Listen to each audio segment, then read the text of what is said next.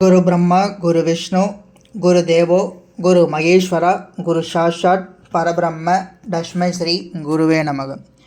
வணக்கம் நண்பர்கள். இன்றைக்கு நம்ம பார்க்க போகிறது சனி தசை ராகு புத்தியின் பலன்கள் என்ன. இது நீங்கள் பெரும்பாலுமே ராகு தசை சனி புத்திக்கும் எடுத்துக்கலாம், இல்லை சனி தசை ராகு புத்திக்குமே எடுத்துக்கலாம். சரிங்களா?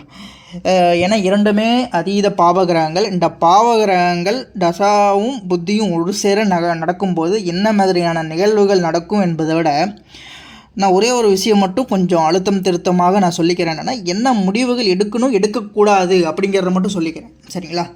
இது நம்ம போயிட்டு ஒரு எக்ஸ்ப்ளனேஷன் கொடுத்து இப்படி நடக்கலாம், இப்படி கர்மவினையால் இப்படி வருது அப்படிங்கிறத விட நம்ம பெருசாக டீட்டெயில்டாக போடுறத விட இந்த விஷயத்தில் கேர்ஃபுல்லாக இருங்கிறத மட்டும் நான் சொல்லிடுறேன். இல்லை உங்களோட குழந்தைகளுக்கோ உங்களோட கணவருக்கோ உங்களோட மனைவிக்கோ யாருக்கோ அந்த தசாவும் புத்தியும் வரும்போது கொஞ்சம் ஜாக்கிரதையாக இருந்துக்குங்க. அதை மட்டும் சொல்கிறேன். அதாவது இப்போ சனி தசை ராகு புத்தி, சனி தசை 19 வருஷம், அதில் ராகு புத்தி 2.5 வருடங்கள், ஒரு 3 வருடங்கள் பக்கமாக வரும். 2.25 வருடங்கள் 3 வருடங்கள் வரும். சரிங்களா? அந்த ராகு புத்தி நீங்கள் 10 வயசோ 15 வயசு, குழந்தைக்கு 10 வயசு 15 வயசு, இல்லை பெரியவங்க 30 வயசு 40 வயசு, அந்த வயதுக்கு ஏற்ப இப்போ அந்த பலன்கள் நடக்கும். இதே 60 வயசு 65 வயசு ஆகுதுன்னா அவர்கள் ஏற்ற கர்ம வினைக்கு ஏற்ப அந்த பலன்கள் நடக்கும். சரிங்களா? இது பொது பலன். சரி, இப்போ நீங்கள் இந்த ராகு புத்தி வர்றது 3 வருஷம் இருக்க போகுது. அப்படி என்ன தான் நடக்கும் அப்படின்னா, இப்போ ராகு புத்திக்கு முன்னாடி சனி தசையில் செவ்வாய் புத்தி வருது, செவ்வாய் புத்திக்கு அப்புறம் தான் ராகு புத்தி வருது. இப்போ நீங்கள் ஜனவரியில் எனக்கு ராகு புத்தி வருது அப்படின்னா, நீங்கள் செவ்வாய் புத்தி நவம்பர் டிசம்பரில் முடியும். அப்படின்னா நீங்கள் கொஞ்சம் முன்னெச்சரிக்கையாக இருக்கணும். என்ன முன்னெச்சரிக்கையாக இருக்கணும்னா, இந்த இடைப்பட்ட காலகட்டத்தில் இப்போ ராகு புத்தி ஜனவரியில் தொடங்குதுன்னா நீங்கள் நவம்பர்லேயோ டிசம்பர்லேயோ அக்டோபர்லேருந்து கூட வச்சுக்கோங்க. அக்டோபர் இந்த 3 இதில் முக்கியமான முடிவுகள் எதுவும் எடுக்கக்கூடாது. ராகு புத்தி ஆரம்பிக்கிற 3 மாதத்துக்கு முன்னாடி, இல்லை ராகு புத்தி ஆரம்பித்து ஒரு 3 மாதத்துக்கு முன்னாடி எந்த முக்கியமான முடிவுகளும் எடுக்கக்கூடாது. ஒன்று, நான் திருமணம் பண்ண போகிறேன், இந்த காலகட்டத்தில் திருமணம் பண்ண போகிறேன், இந்த காலத்தில் ஒரு முடிவை எடுக்க போகிறேன் அப்படிங்கிறனா எடுக்காதீங்க. சரிங்களா?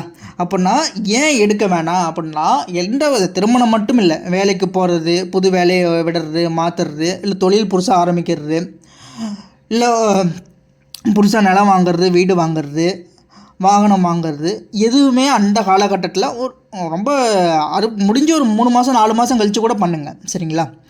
வேறு வழியே இல்லாத போது. என்ன காரணம்னா, ராகு என்பது மாயை. உங்கள் ஜாதகத்தில் 1லேருந்து 12 பாவத்தில் எங்கே வேணாலும் இருக்கட்டும். சரிங்களா? அப்படின்னா அந்த ராகு ஒரு மாயைன்னு சொல்லும்போது எல்லா பாவத்துலேயுமே அந்த மாயை தன்மை சூழும்.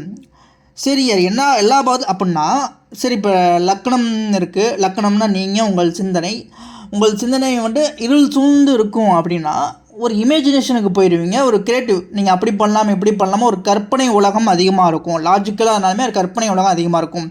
2ஆம் பாவம் பணம் வர்றது, குடும்பம் அப்படின்னா குடும்பத்தில் நெகட்டிவ் இது மட்டும் சொல்கிறேன். ஏன்னா அது பிரச்சனைகள் ஏற்படும், பிரிவு ஏற்படும், பணம் அதிகமாக கடன் வாங்கும் சூழ்நிலை ஏற்படும், இல்லை பற்றாக்குறை ஏற்படும். 3வது கம்யூனிகேஷன், நீங்கள் ஒரு ஏதோ ஒன்று சொல்கிறீங்க, அது தவறாக புரிந்து கொள்ளப்படும், அதனால் பிரச்சனைகள் ஏற்படும். நிலம் வாங்குற டாக்குமெண்ட்டில் சிக்கல் வரலாம். 6ஆவதுல போலீஸ் கேஸ், அந்த மாதிரி. அதாவது எல்லா பாவத்துலேயுமே இந்த ராகு சூழ்ந்து இருக்கும். 1 முதல் 12 பாவம். உங்கள் ஜாதகத்தில் 2ஆம் பாவத்திலே இருக்குதுன்னு வச்சுக்கோங்க. அப்போனா அந்த தன்மை கொஞ்சம் அதிகமாக இருக்கும். அதில் நீங்கள் இன்னும் ரொம்ப கவனமாக இருக்கணும். 2ஆம் பாவம்னா என்ன, குடும்பம். பேசும்போது ரொம்ப நீங்கள் ரொம்ப கடினமான வார்த்தைகளை உபயோகிப்பீங்க, இல்லை ஏதோ ஒன்று சொல்லியிருக்கே மாட்டீங்க, சொல்லாத வார்த்தைக்கு அதனால் ஒரு பெரிய பிரச்சனை ஏற்பட்டு சண்டைக்கு கூட சொல்லலாம். சரிங்களா? சண்டை வரைக்கும் வரும்.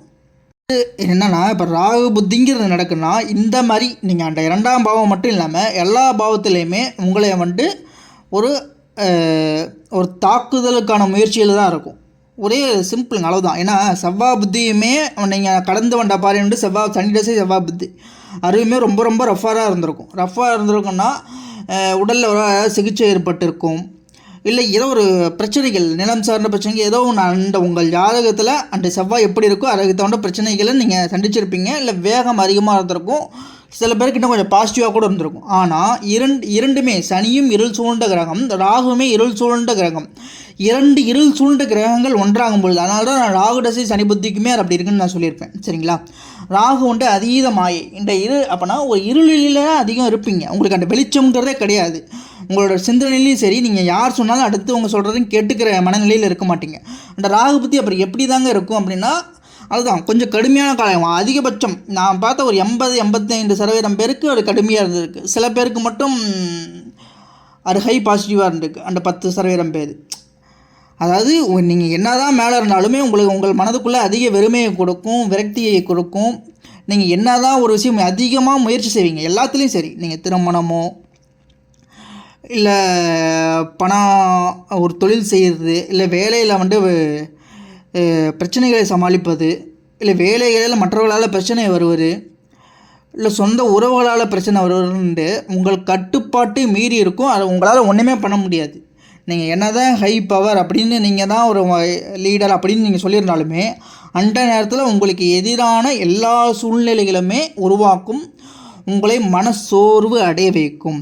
அப்போனா அந்த இடத்துல நீங்கள் அமைதியாகவே கடந்து போகணும். அமைதியாக கடந்து போனால் மட்டும்தான் அந்த 3 வருடத்தின் தாக்கம் உங்களுக்கு மற்றைய தசாகளிலும் புட்டிகளும் இல்லாமல் இருக்கும். அப்படி இல்லைன்னா நீங்கள் அதை எடுத்து நான் போரிடுறேன், இல்லை இதை நான் வேத வேதமாக அணுகிறேன், இல்லை புது புது முடிவுகள் எடுக்கிறேன்னா அது எல்லாமே உங்களை பின்னோக்கி நகர்த்தி செல்லும். நீங்கள் உங்களுக்கு யாருக்கெல்லாமே சனி தசை ராகு புத்தி நடக்குதோ அவங்களுக்கே தெரியும். தொழில் ரீதியான சில பேர் தொழில் ரீதியாக நீங்கள் ஏதோ ஒன்று தப்பு பண்ணியிருப்பீங்க, அதுவே உங்களுக்கு மிகப்பெரிய சர்க்கிள்கள் ஏற்படுத்தும். இப்போ வேலைக்கு நான் பணம் கொடுத்து போகிறேன் அப்படின்னா பெரிய அளவில் பணம் கொடுத்துருப்பீங்க, அது அதுவே ஒரு விரக்தியாக இருக்கும். அந்த பணத்தை இப்போ வேலை கிடைக்கலைங்கிற விரக்தி போய் பணம் கொடுத்து அந்த பணத்தை ஏமாந்துற ஒரு விரக்தி வரும் இல்லையா? அந்த மாதிரி தான் திருமணத்தில் ஒரு சின்ன ஒரு பொய் சொல்லியிருப்பீங்க, இல்லை மனைவிக்கிட்ட ஒரு சின்ன பொய் சொல்லியிருப்பீங்க. அது ஒரு மிகப்பெரிய பூதாகரமாகி அந்த பொய்யை மறைக்க போயிட்டு இந்த பொய்யால் வரும் பிரச்சனைகள் இந்த ராகு புத்தியில் ரொம்ப அதீதமாக வரும். இந்த நேரத்தில் இந்த புத்தி காலத்தில் வெளியே வந்தால் அதன் தன்மை உங்களால் தாக்கு பிடிக்க முடியாத அளவுக்கு இருக்கும். சரிங்களா? உங்களுக்கு சப்போர்ட் இருக்கிறவங்களாலேயே அது ஒன்றுமே பண்ண முடியாது. ஒரே ஒரு அளவு தான் இருக்குது. நீங்கள் என்ன தாங்க பண்ணலாம் அப்படின்னா, ராகு புத்தியில் முக்கியமான முடிவுகள், அதாவது ஆரம்ப காலகட்டத்தில் இந்த 1 வருடம் 4 மாதம் 3 மாதத்தில் எதுவுமே பண்ணாதீங்க. எந்த இதுவுமே. சரிங்களா? ஏன்னா அது உங்கள் தற்காப்புக்கு. அது எப்படி போகும்னு சொல்ல முடியாது. ஆனால் ரொம்ப ஒரே அதிகபட்சம் ஒரு 10% பேருக்குன்னா நான் நல்லா இருந்து பார்த்துருக்கேன். நீங்கள் பார்த்தீங்கன்னா சூப்பர் ஸ்டார் ரஜினிகாந்த் அவர்கள் ஜாதகம் பண்ணால் அவர் ராகு புத்தியில் தான் பீக் ஆண்டு. அது ராகு புத்திங்கிறது ஒரே நாளில் ஒரு பீக்கு கொண்டு வரும் சில விஷயங்களில் மட்டுமே. அது மற்ற கிரக அமைப்பு இருந்தால் மட்டும்தான் அது சாத்தியம். மற்றபடி என்ன தான் உங்களுக்கு ராகு ஒரு நல்ல இடத்துல இருந்தாலும் ஓரளவு உங்களை கொஞ்சம் அசைச்சு பார்த்துரும். சரிங்களா? வேறு சந்தேகம் இருந்தால் கமெண்ட் செக்ஷனில் பதிவு செய்யுங்க. நன்றி. ஓம் சிவ ஓம்.